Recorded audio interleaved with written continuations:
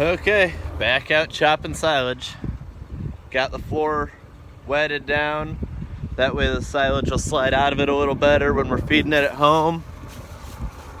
Silage chopper hooked up to the John Deere 34 forage harvester, or the forage harvester hooked up. John Deere 34 to the 560. And we're chopping. I mean, it's getting pretty dry.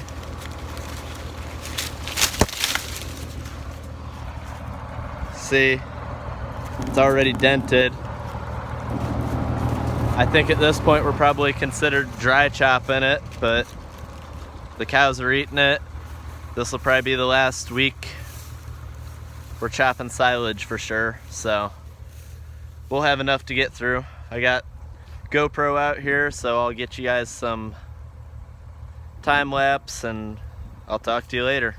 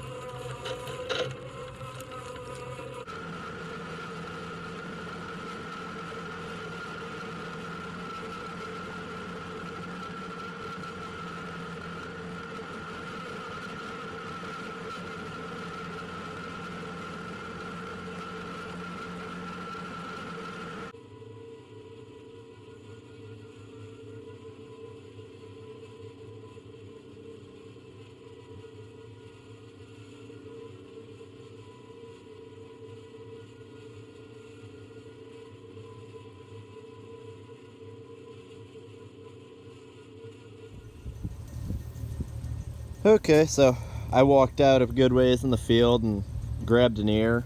They're not the biggest ears, but they're 14 by 34. This one seemed to be pretty average size. And pull the kernel off.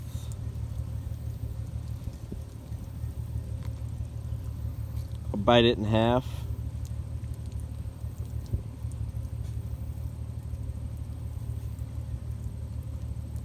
You can see the different color in it. So it's starting to dry there at the top, but the bottom still has some milky moisture in it. So it's not ready to harvest yet, obviously, but it's getting dry. You see, it's a lot wetter out in there than that first ear I grabbed. Got a pretty decent load on there. And this won't focus.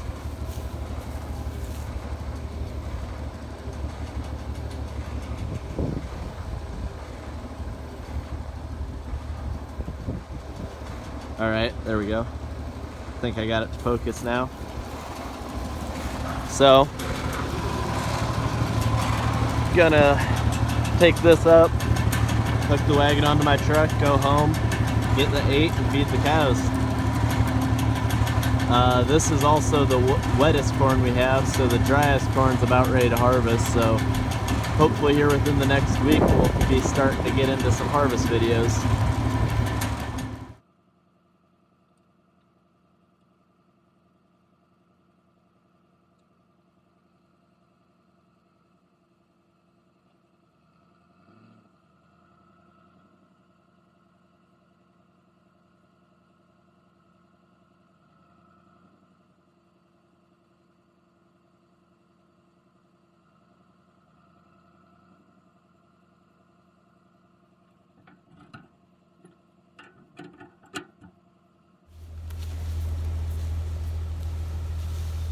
All right, happy cows.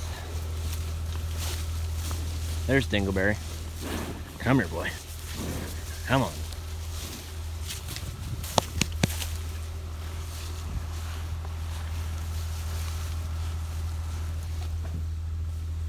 Number 40 here is one of the heifers that we brought over last year. You can see she's looking good, filled out.